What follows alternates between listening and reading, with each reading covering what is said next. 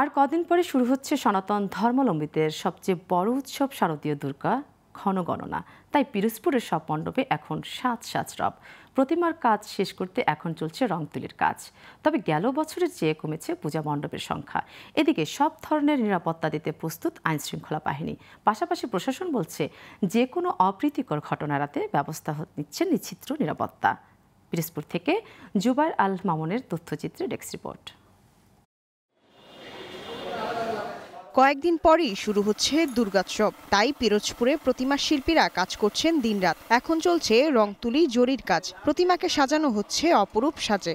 আর এই পূজাকে ঘিরে পুরো জেলা জুড়ে সনাতন ধর্মাবলম্বীদের মাঝে বইছে উৎসবের আমেজ।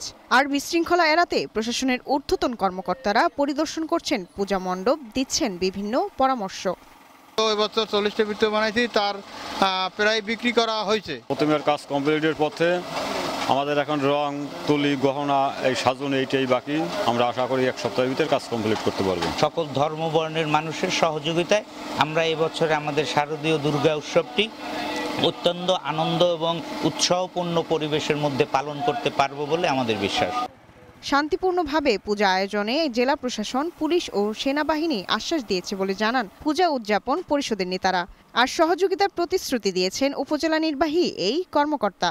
জেলা প্রশাসন, পুলিশ প্রশাসন এবং আমাদের যে সেনাবাহিনীর যারা দায়িত্বে আছেন তাদের সাথে ইতিমধ্যে আমরা মিটিং করেছি। পূজা সুন্দরভাবে যাতে অনুষ্ঠিত হয় সেই ধরনের আমরা আশ্বাস পেয়েছি। পর্যায়ক্রমে আমরা আমাদের সদর উপজেলার সবগুলো পূজা মণ্ডপ আমরা পরিদর্শন করব এবং সেখানে যদি কোনো প্রকার কোনো সহযোগিতার প্রয়োজন হয় এবং আইন শৃঙ্খলা যাতে সুন্দর সুষ্ঠু থাকে সে বিষয়ে আমরা প্রয়োজনীয় পদক্ষেপ গ্রহণ করব।